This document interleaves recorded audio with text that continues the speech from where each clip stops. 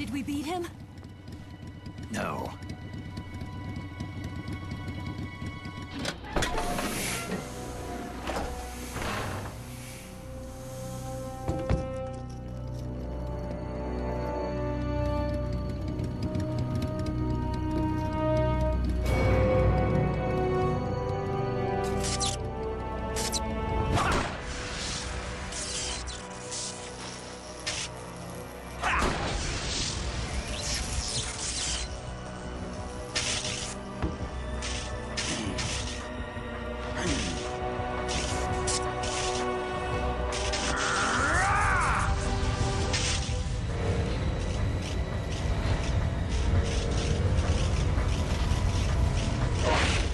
Get off!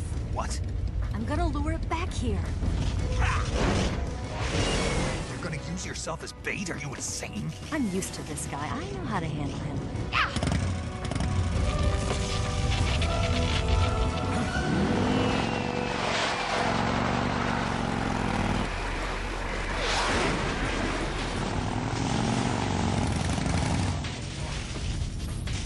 Come on, you blockhead!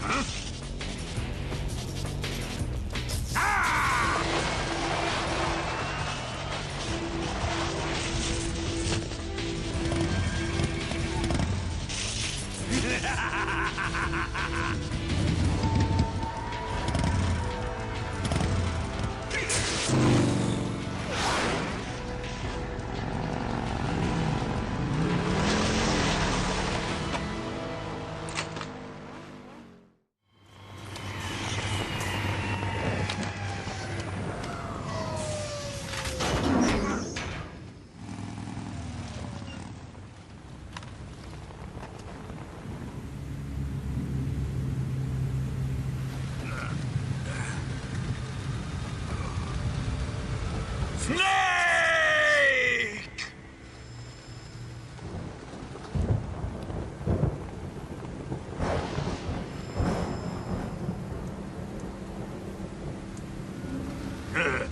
Who's afraid of a little thunder?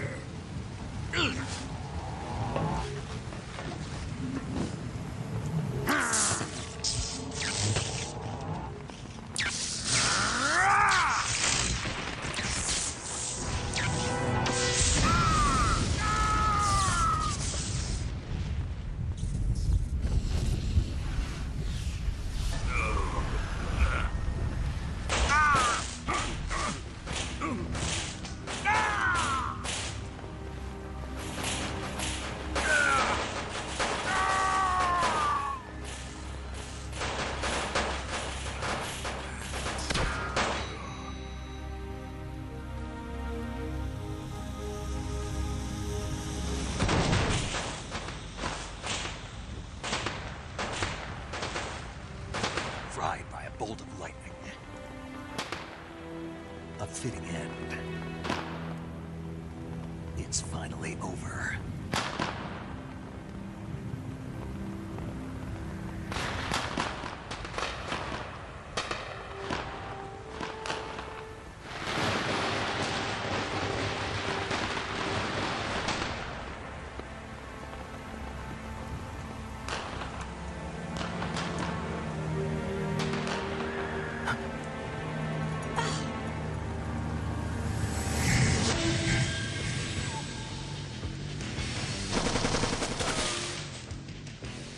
No time for this now.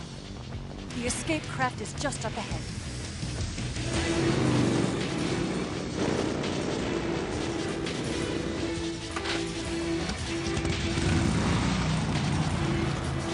Let's get going.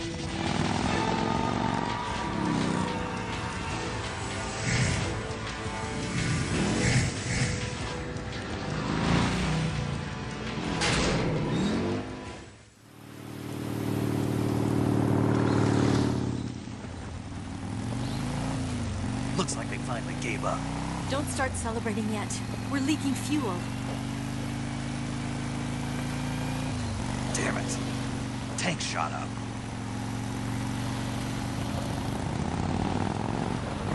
Crap.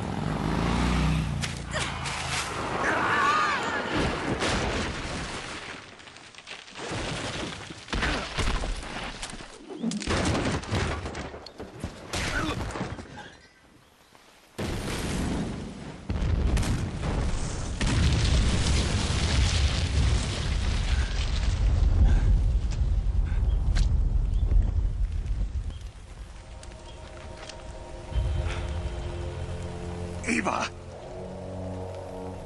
I'm over here.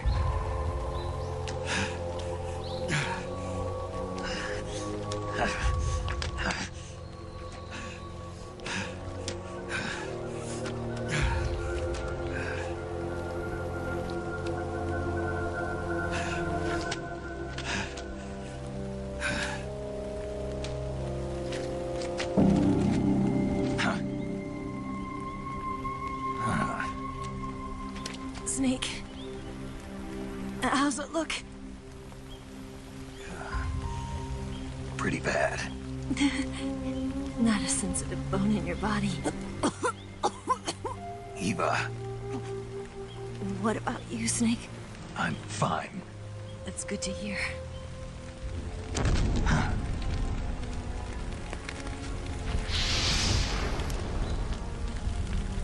We have to get away from here, Eva. Let's go. Leave me. Eva! The boss is waiting for you. You have to go. Give me a gun. No, we're getting out of here. We're still far away from the lake. I'll never make it. I can't believe this. Uh-huh. I never thought I'd see you act this weak. What do you mean? Listen to me, Eva. We're doing this together. No, you... Eva, I need you. Say that one more time. I need you. I can't fly the wig by myself.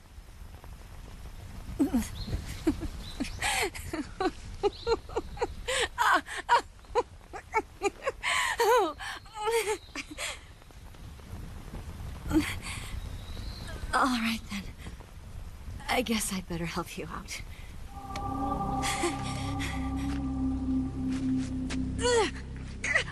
Ow!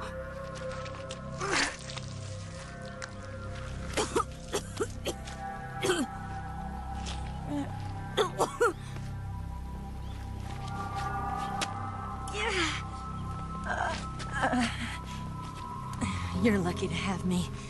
No.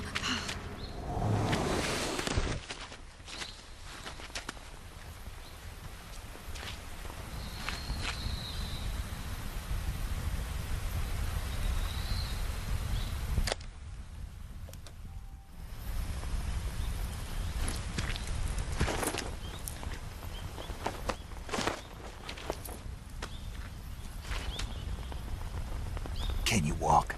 Yeah, I think so.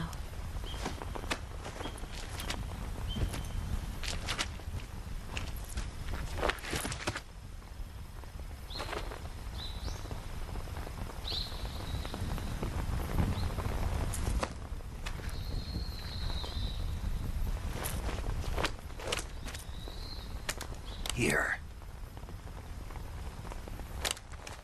It's different from the Mauser. When you're using a two-hand grip, you have to be careful where you put your hands or your fingers will get burned by the exhaust gas from the cylinder gap.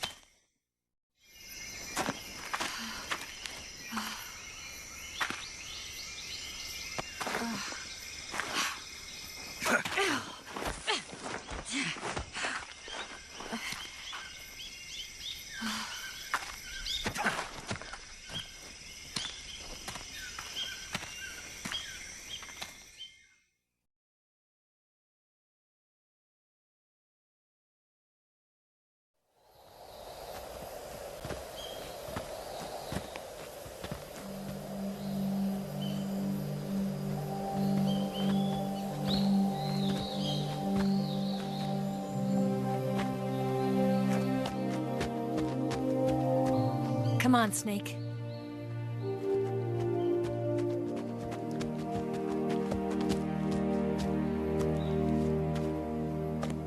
We made it. We made it.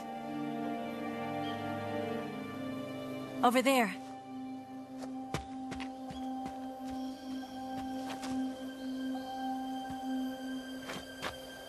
It's the boss, isn't it? I'll go get the wig ready to take off. Right. I'll leave you two alone. But come back in one piece, okay?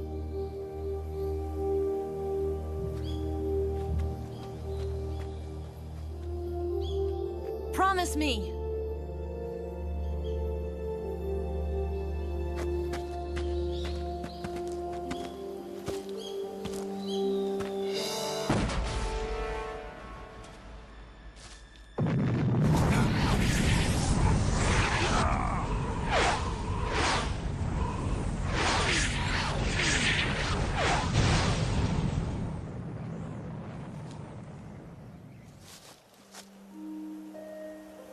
Life's end.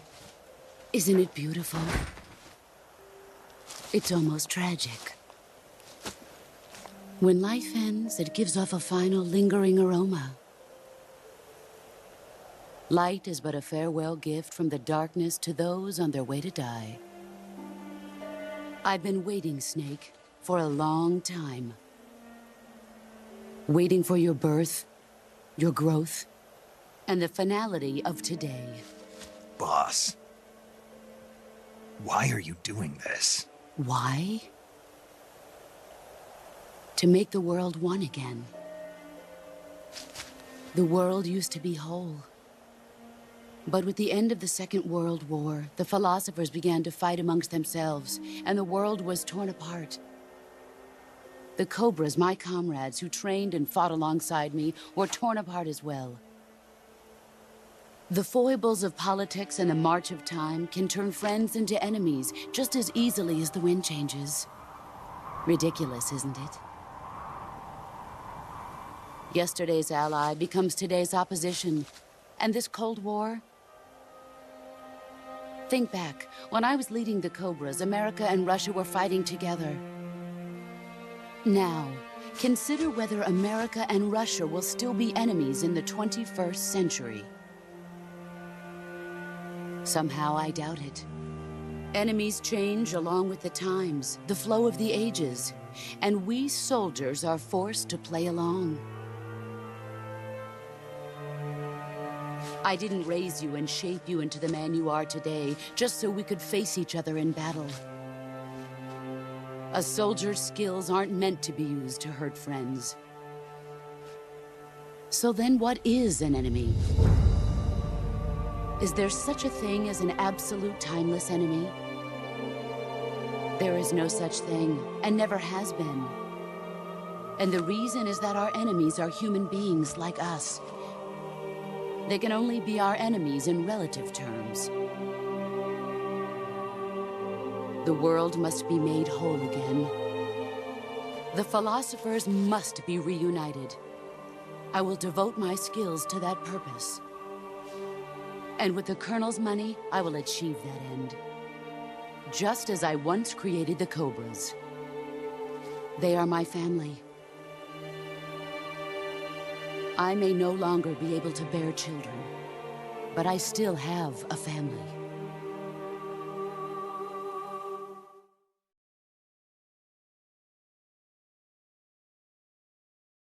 It was November 1st, 1951. I was in the Nevada desert participating in atomic testing.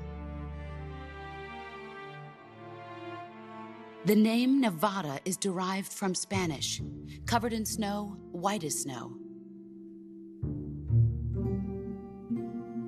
And snow is exactly what I saw in that Nevada desert. It froze my blood white. Snake, you were an atomic test subject, weren't you? On Bikini Atoll. That's part of the reason I was drawn to you. You and I are alike. We're both slowly being eaten away by the karma of others. we'll never have the chance to die peacefully of old age. We have no tomorrow. But we can still have hope for the future. In 1960, I saw a vision of the ideal future from space. 3 years earlier, the Soviet Union had succeeded in launching Sputnik, the first man-made satellite in history, into orbit. This came as a huge shock to the United States. In response, America threw everything it had into its own manned spaceflight project, the Mercury program. Even as the Soviets seemed poised to send their first man into space, America was still experimenting with chimpanzees and rockets. The government wanted human data, so they secretly decided to send a human being into space. I was the one they chose. At the time, they didn't have the technology to block out cosmic rays, and whoever they sent up would inevitably be exposed to heavy radiation. That's why they chose me. After all, I'd already been irradiated once. Of course, you won't find any of this in the history books. I could see the planet as it appeared from space. That's when it finally hit me. Space exploration is nothing but another game in the power struggle between the US and the USSR. Politics, economics, the arms race, they're all just arenas for meaningless competition.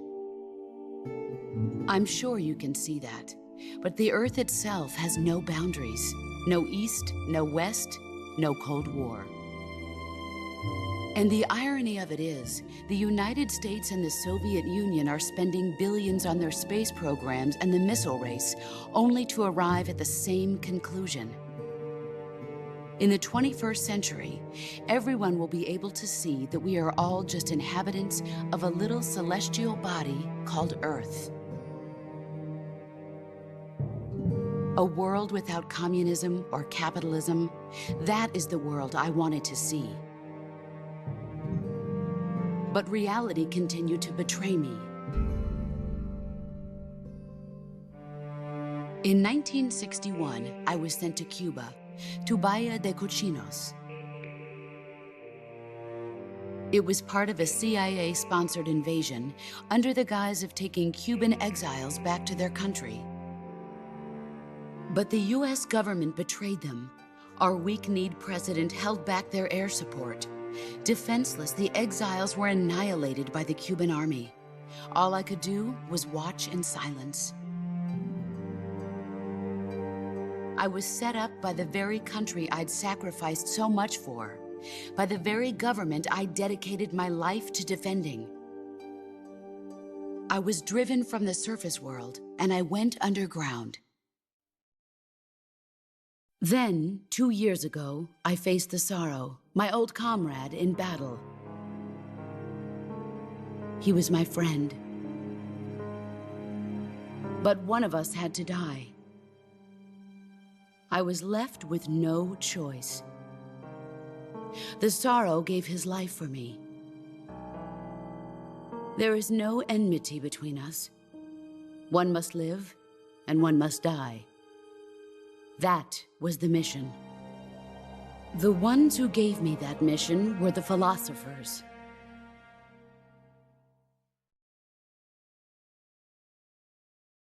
Early in the 20th century, the true holders of power in the United States, the Republic of China, and the newly formed Soviet Union gathered together in a secret meeting that would later be known as the Wise Men's Committee. The secret pact they formed there marked the beginning of the philosophers. But the last of the original members died in the 1930s. After that, the organization began to run out of control, and the Wise Men's Committee degenerated into a mere shell of its former self. The philosophers of today have no sense of good or evil. Their influence extends to countries and organizations involved in every aspect of every war. They have become war itself. That's how they operate. The sacrifices of war cause a shift in the times. This shift leads to renewed conflict, and in turn triggers the next war. Like a nuclear chain reaction, each conflict sparks countless others, forming an endless spiral that will continue on for eternity. Do you understand what I'm saying, Snake? By consuming me and you, the philosophers intend to keep that cycle going forever. It was my father who explained all of this to me. He was one of them. You see, I am the last remaining child of the philosophers. But after he revealed the truth, my father was killed by that same shapeless, formless organization. And my father isn't the only thing the philosophers have taken from me. In June of 1944, the Cobras and I took part in the landing at Normandy. We'd been given a top-secret mission to locate and destroy enemy V-2 rocket installations. I was pregnant at the time. The sorrow was the father. I gave birth on the field of battle. A beautiful baby boy. But my child was snatched away from me by the philosophers.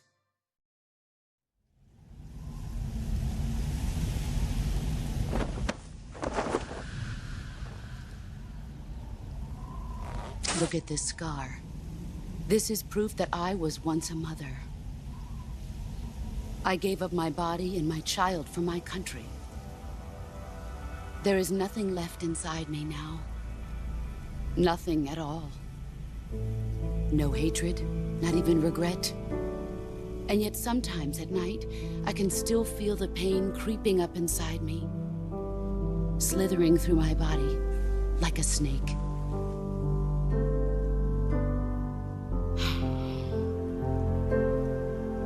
I've never talked this much about myself before. Thanks. Thanks for listening to me.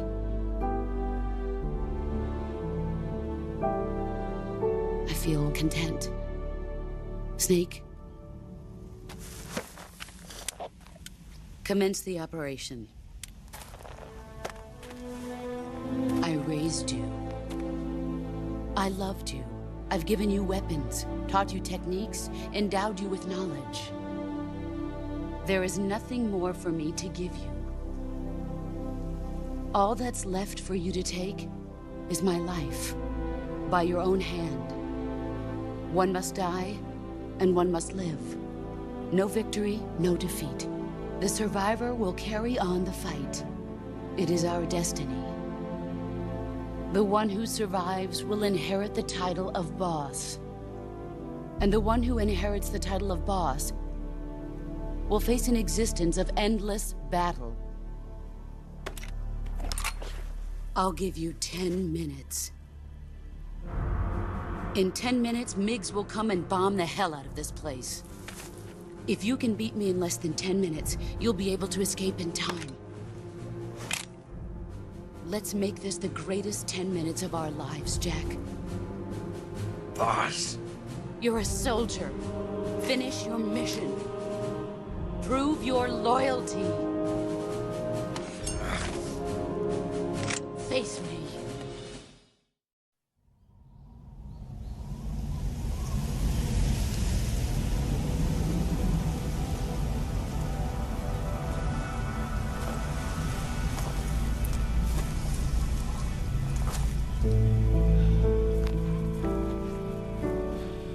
Take this. Keep it safe.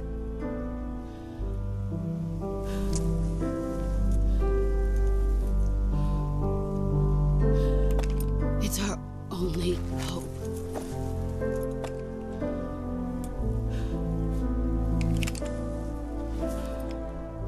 A patriot? Why are you giving me this? Jack. Or should I say, Snake. You're a wonderful man. Kill me. Kill me now. Do it.